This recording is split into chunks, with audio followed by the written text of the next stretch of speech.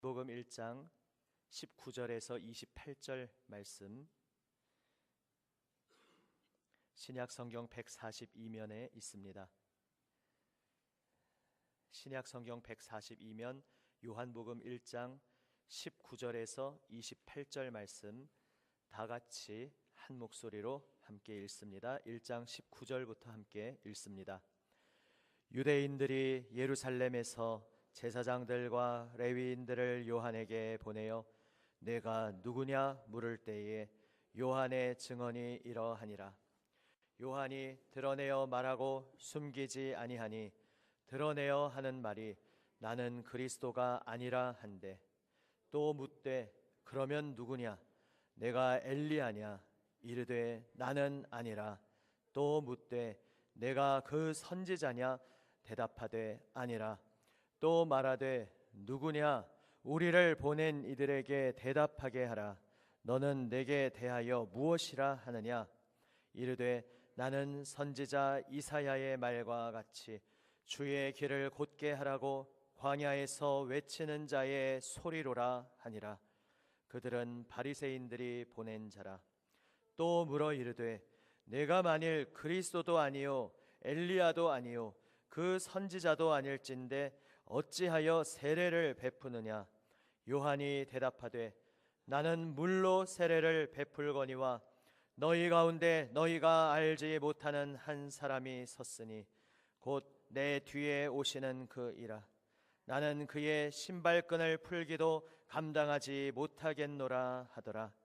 이 일은 요한이 세례 베풀던 곳 요단강 건너편 베다니에서 일어난 일이니라. 아멘. 1장에서 세례 요한의 이야기가 중간중간에 나옵니다.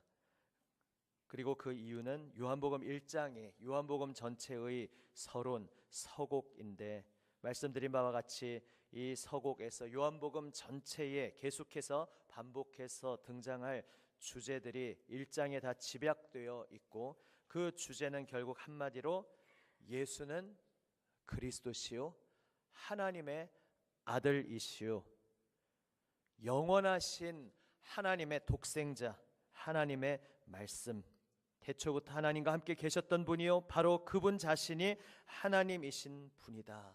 바로 이것입니다.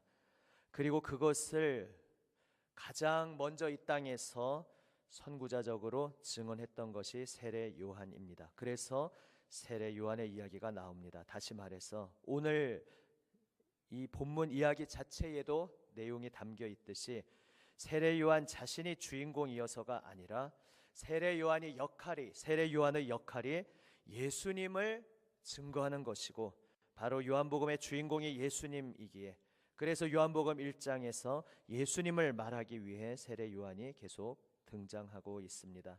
오늘 본문은 크게 두 가지 내용으로 구성되어 있습니다. 첫 번째는 세례 요한을 향하여 너는 누구냐? 세례 요한의 정체성에 대한 질문입니다. 그리고 또 하나는 그 정체성을 근거로 해서 이제 질문하는 자들의 이제 오해가 섞여 있지만 그들의 오해를 반영해서 표현한다면 이렇습니다. 그럼 너는 아무것도 아닌데, 그들은 그렇게 요한의 답을 받아들였습니다. 너는 아무것도 아니구나. 너는 아무것도 아닌데 너는 무슨 권위로 세례를 주느냐라는 질문, 그리고 그것에 대한 요한의 대답입니다. 그것에 대한 세례 요한의 첫 번째 질문에 대한 대답과 두 번째 질문에 대한 대답이 무엇입니까? 첫 번째 질문에 대한 대답은 나는 그리스도가 아니다. 나는 나를 드러내려고 온 존재가 아니다. 나는 이 우주와 이 세계의 주인공이 되기 위해 태어난 자가 아니다. 나는 주인공이 아니다. 나는 조연이다. 아니, 조연 중에 가장 비중이 낮은 조연, 아니 심지어 엑스트라, 소위 요즘 말로 엑스트라라고 해도 좋다, 단역이라고 해도 좋다. 중요한 것은 내가 누구냐가 아니라 내가 무엇을 위해 온 자냐가 중요하다. 나는 내가 누구냐라는 것이 아니라, 아니 그 질문 그대로 받는다면 나는 누구냐? 나는 소리다. 나는 목소리다. 일찍이 이사야 선지자를 통해 하나님께서 예고하신 바와 같이, 예언하신 바와 같이 이제 주님께서 오시는데, 메시아가 오시는데, 바로 하나님의 모든 권세를 가지고 온 세상을 새롭게 하시고 하나님의 구원의 백성을 다시 그 품에 부르시고 온 세상을 하나님의 정의로 올바르게 붙들어 주시기 위해 이제 주께서 오시는데, 그 주님이 오시는 길을 곧게 평평하게 준비하고 그 길을 닦는 광야 빈들에서 외치는 목소리다. 요한은 대답합니다. 세례 요한은 처음부터 끝까지 철저히 이 정체성으로 살았습니다. 심지어 그는 말라기에서 예언된 엘리야, 이미 역사적으로 엘리야는 벌써 옛적에 왔다가 간 인물인데 승천하여 하나님의 직접 부르심을 받고 죽음을 입지 않고 하늘로 부름받은 자인데, 엘리야가 다시 온다는 그 말라기 말씀, 엘리야가 승천했기 때문에 사람들이 오해할 법했습니다. 다시 하늘에서 내려오는가? 그러나 하나님의 뜻은 그것이 아니었습니다. 그런 엘리야와 같은 존재, 지난번 말씀드렸습니다. 구약에서 엘리야의 의미가 무엇인가? 하나님의 백성이 간음을 저지르고 하나님과의 정혼을 스스로 저버리고 언약을 다 깨트려서 완전히 하나님과의 신혼이 파탄 지경에 이르렀는데, 그 하나님과의 관계를 회복하기 위해서, 그리하여 하나님께서 백성을 향하여 그 마음을 돌이키시고 있음을, 그리하여 그 백성들을 부르시고 있음을, 그리하여 그 관계를 회복하기 원하신다는 것을 전하기 위해 온 것이 엘리야였습니다. 그 엘리야와 같은 심령을 가진 자가 이제 메시아 앞에 와서 메시아 주의 길을 예비할 것이다, 말라기는 말하였습니다. 그리고 그 엘리야는 실제로 세례 요한이 옴으로 성취되었습니다. 예수님께서는 그의 공생애 중에 바로 예언된 엘리야는 세례 요한이라고 말씀하셨습니다. 그러나 세례 요한 자신은 나는 엘리야가 아니다 이렇게 말합니다.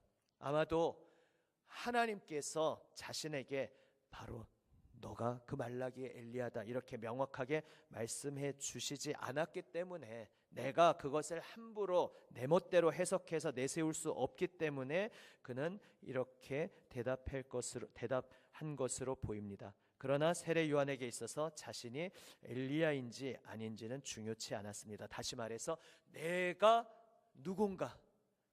누군가는 중요하지 않았습니다.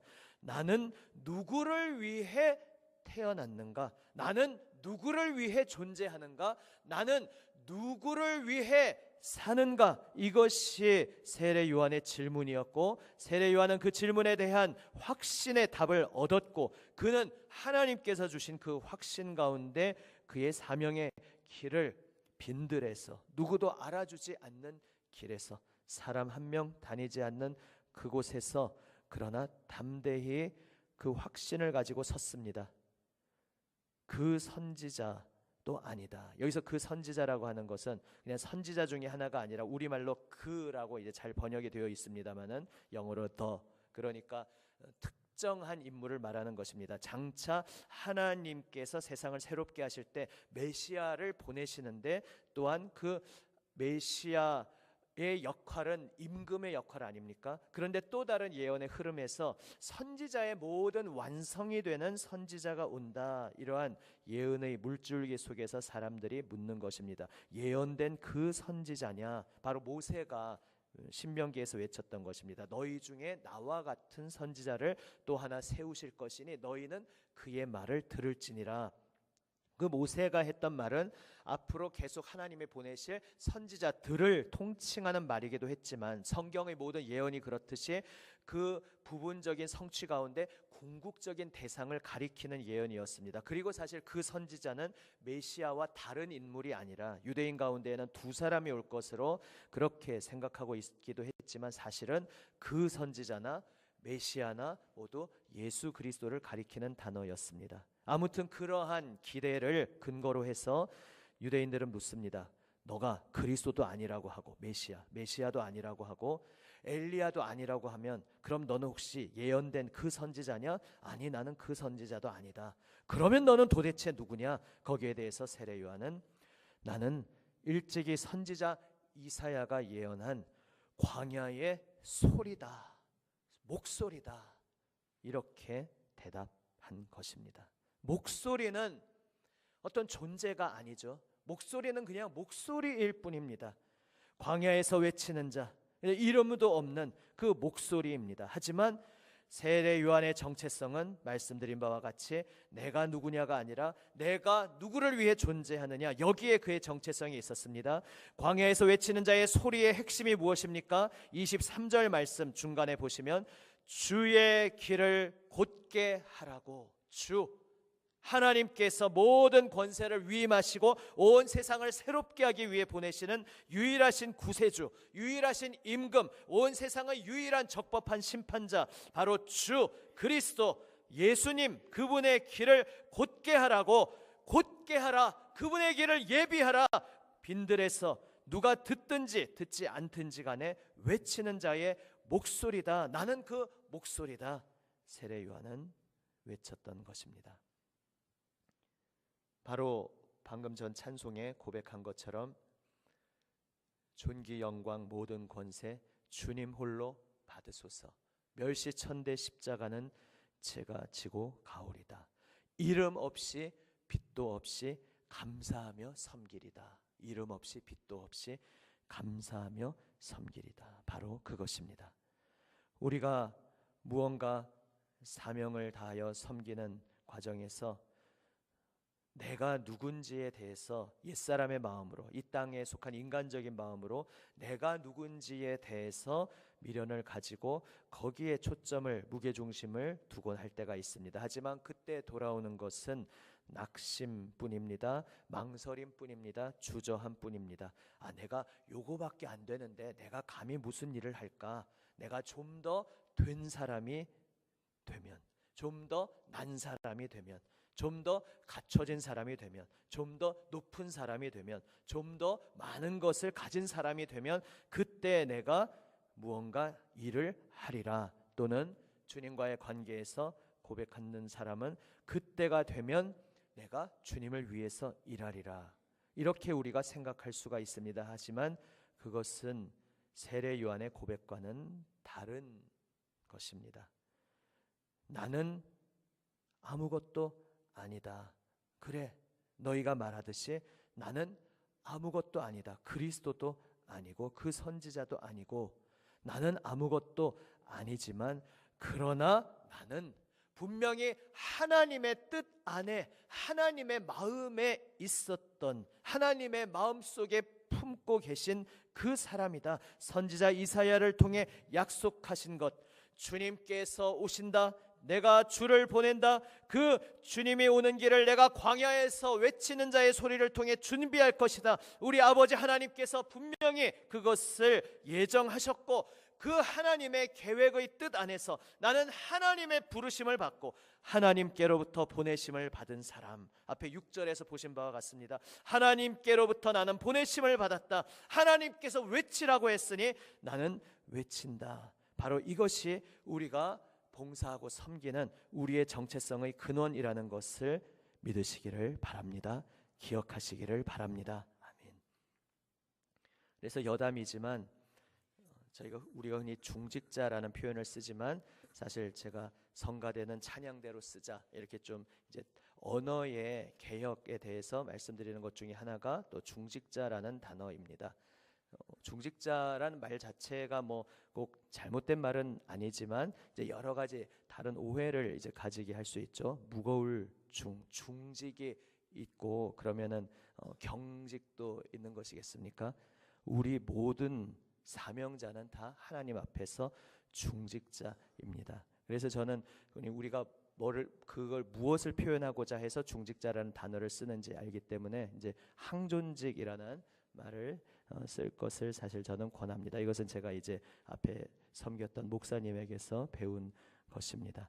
항존직, 물론 나중에 또 말씀드리겠지만 뭐 쓱 지나가면서 말씀드리면 여기서 항존직은 각 개개인에 대해서 내가 그 자리 한번 되면 쭉 영원하다, 그런 의미의 항존직이 아니라 이 땅에 하나님께서 세우신 교회가 존재하는 한 이 직분은 항존, 계속 이 직분은 하나님께서 세우신 직분으로 계속 간다. 하나님께서 교회에 계속 있도록 두신 직분이다라는 의미에서 항존직입니다.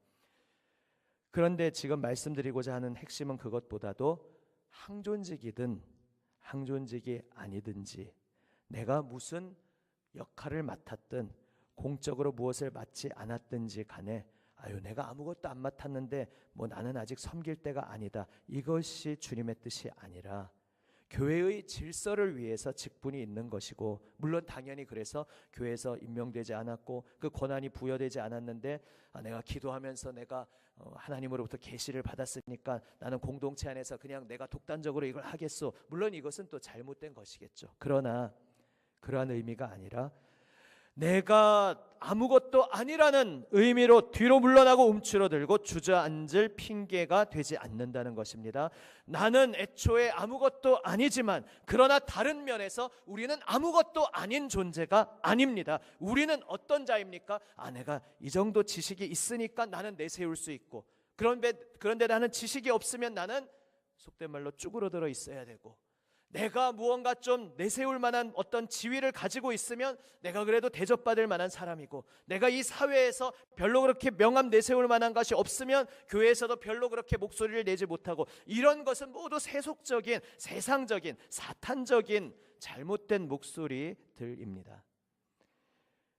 이 세상 이 땅의 관점에서 아무것도 아니라 할지라도 우리는 아무것도 아닌 존재가 아닙니다. 우리는 예수 그리스도를 드러내기 위해, 그분께 영광을 돌리기 위해, 그분이 맡기신 사명을 감당하기 위해 그의 길을 예비하라고, 그의 길을 곧게 하라고 외치는 소리로 하나님으로부터 보냄을 받은, 하나님의 부르심을 받은, 하나님의 소집을 받고 하나님의 명을 받고 하나님 앞에 선, 하나님 앞에 엎드린 하나님의 종임을 기억하시기를 바랍니다. 아멘. 이 모든 섬김의 자리 가운데에서 당연히 우리는 늘 기본으로 전제되는 고백을 가지고 있어야 합니다. 요한의 이 고백이 두 번째 결론으로 필연적으로 이어집니다. 너는 아무것도 아닌데 그러면 왜 세례를 베푸느냐 말하는데, 왜냐하면 유대인들에게 있어서 빈들에서 세례를 베푼다는 것은 굉장히 이상한 일이었기 때문입니다. 세례를 베푼다는 건 죄 씻음의 의미라는 걸 누가 봐도 알 수 있었는데, 유대인들 관점에서, 아니 구약 성경의 관점에서 죄 씻음 받는 자리는 성전이고 공인받은 제사장에 의해서 제물, 그 공인된 율법에 의한 제물을 바치고 그 모든 절차를 통해 죄 씻음을 받는 것인데, 어디 저 빈들에서 물을 부으면서 죄 씻음을 받는 세례라고 하니까 도대체 너는 아무것도 아닌 존재라면 무슨 권한으로 이런 일을 하느냐 유대인들이 묻고 있습니다. 이 사람들이 지금 예루살렘에서 제사장 레위인들의 보냄을 받았습니다. 또 바리새인들의 보냄을 받았습니다. 다시 말해서 세례 요한을 검증하기 위해, 공식적으로 이 사람을 인정할 것인지 아니할 것인지를 판명하기 위해서 판정단으로 와 있는 자들입니다. 하지만 세상이 무엇이라 하든지 세례 요한에게는 그것은 아무 문제가 아니었습니다. 왜 세례를 베푸느냐라는 대답에 대해서 세례 요한은 전혀 다른 관점으로 대답을 합니다. 내가 지금 물로 세례를 주고 있지 않느냐? 이건 정말 아무것도 아니다.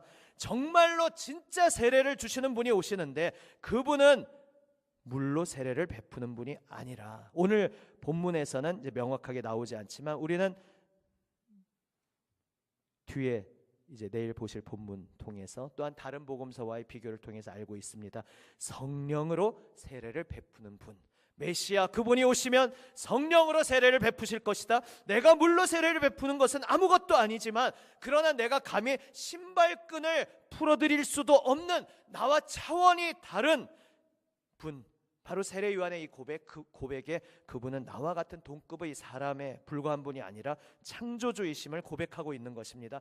나와는 급이 다른 분, 창조주이신 그분, 나의 주님이신 분이 오실 텐데, 나는 그분을 드러내기 위해, 그분이 온 모든 세상을 새롭게 하시기 위해 성령으로 세례를 베푸시는 그 일을 나타내는 그림자로서 그저 물로 세례를 베풀고 있을 뿐이다. 나는 그래서 그분의 신발끈을 풀기도 감당할 수 없다. 다시 말해서 그분의 모든 종들 중에 가장 꼴찌 종이라고 명찰을 붙이기에도 나는 감당할 수가 없는 그분과 나는 그렇게 차원이 다르다. 세례 요한은 고백하며, 나는 그래서 오직 그분의 명을 받아서 그분을 준비하며 세례를 베풀 뿐이다. 너희도 하나님의 아들 그리스도 영원전부터 계신 그 분을 이제 마음에 영접하여라 세례 요한은 외치고 있습니다. 오늘 본문보다 앞에 이미 우리가 함께 읽고 지나갔지만 세례 요한이 오실 분에 대해서 이렇게 증언했습니다. 15절 말씀입니다. 15절 말씀 다 같이 한 목소리로 읽습니다. 15절입니다. 요한이 그에 대하여 증언하여 외쳐 이르되 내가 전에 말하기를 내 뒤에 오시는 이가 나보다 앞선 것은 나보다 먼저 계심이라 한 것이 이 사람을 가리킴이라 하니라. 아멘.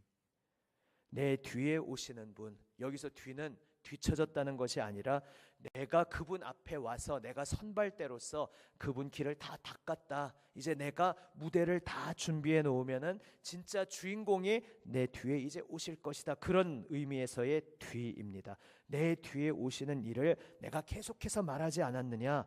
그런데 그분은 나보다 앞선, 나보다 훨씬 뛰어난 분이시다. 왜냐하면 나보다 먼저 계시기 때문이다. 나는 그저 몇십 년 전에 이 땅에 태어난 그런 존재일 뿐이지만 그분은 나보다 먼저 계신 분이다. 바로 요한복음 1장을 시작하며 선언하였던 그 고백과 연결되어 있는 것입니다. 태초에 계신 분, 태초에 하나님과 함께 계셨고 하나님이신 바로 그 분이라는 고백인 것입니다. 사랑하는 여러분,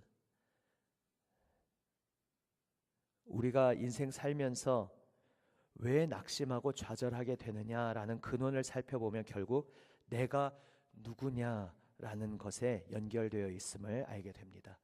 내가 누군지 답을 찾을 수 없어서 사람은 살아갈 의미를 찾지 못하고 힘이 빠지고 목소리가 작아지고 의기소침하고 열등감 속에 살아갑니다. 그런데 잘못된 해결 방식으로, 그러니까 내가 누구라고 어디 가서 명함이라도 내세울 수 있어야지라고 하면서 스스로의 힘으로 내가 누구라고 답할 수 있으려고 스스로 갖추고 덧붙이고 만들어내고, 그래서 그것이 뻥튀기든지 아니면 진짜 정당한 것이든지 어떻게 해서든지 무언가를 나에게 덧붙여서 나를 드러내고자 하는 것이 이 세상 사람들이 살아가는 방식입니다. 그런데 그 이 세상 방식, 사탄의 방식이 때로는 교회 공동체에 스며들어와서 교회 공동체에서도 그런 것을 의지하며 살아가려는 유혹의 목소리가 우리에게 다가올 때가 있습니다. 그러한 모든 어리석은 생각을 이 새해 이 첫 시작 시간에 이 재직 기도에 함께 임하며 모두 다 십자가 앞에 못 박고 내려놓는 우리 모두가 되기를 원합니다. 내가 무엇이어야 한다 생각하면 내가 뭐라도 내세울 수 있게 되면 교만하고 목소리가 커지고 남을 흔들고 좌지우지하려고 합니다. 반대로 내가 아무것도 내세울 수 없는 지경이 되면 열등감에 빠지고 의기소침해지고 낙심하고 주저앉게 됩니다. 하지만 내가 누구냐에 의지해서 살아가는 것이 아니라 내가 누구를 위해 존재하느냐, 이것을 붙잡고 살아가는 인생은 영원하신 분, 변함없으신 분, 모든 것 위에 뛰어나신 분, 모든 것을 창조하신 분을 위해 살아감을 알고 있기에, 그 고백을 붙잡고 살아가기에 쓰러져도 다시 일어나며 낙심의 순간이 다가와도 절망하지 않고 소망 중에 기쁨으로 오직 예수님을 위해 달려갈 수 있게 됩니다. 또한 우리 서로를 향하여 바라볼 때에도 지가 뭔데 이런 눈으로 바라보는 것이 아니라 저분도 나처럼 예수님의 길을 예비하도록 외치는 소리로 함께 부름받은 자로구나. 이렇게 서로를 향하여 아름다운 시선으로 바라보며 함께 나아갈 때에 교회 공동체는 주님을 중심으로 아름답게 세워져 갈 것입니다. 잘 아시는 이야기 있지 않습니까? 잘 들어보셨을 테니까 그냥 짤막하게 말씀드립니다. 돌을 쪼고 있는 세 사람이 있는데 첫 번째 사람에게 물으니까 당신 뭐 하고 있어? 보면 모르시오. 돌 정으로 쪼고 있지 않소? 돌 깎고 있지 않소? 두 번째 사람한테 묻습니다. 같은 일터에서 공사장에서 일하고 있는 사람인데 당신 뭐 하고 있어? 아, 여기 교회 건물을 짓는다 그래서 돌을 쪼고 있어. 세 번째 사람에게 물으니까 하나님께서 세우신 하나님의 이 땅의 아름다운 공동체, 그 공동체가 함께 예배할 그 아름다운 장소를 내가 지금 만들고 있습니다. 똑같은 일을 하더라도 내가 누구를 위해 일하고 있는지 깨닫고 하나님의 큰 그림을 보는 인생은 복된 인생입니다. 바로 이 고백으로 예수 그리스도께 나의 온 마음을 드리며 내가 중심이 인생이 아니라, 내가 주연 배우 주인공인 인생이 아니라 예수님이 주인공이시고 예수님 주인공을 나는 섬기고 있습니다라는 그러한 자부심, 그러한 감사한 마음, 그러한 감격으로 달려가는 저와 여러분 우리 모두가 되시기를 우리 주님의 이름으로 축원합니다. 아멘.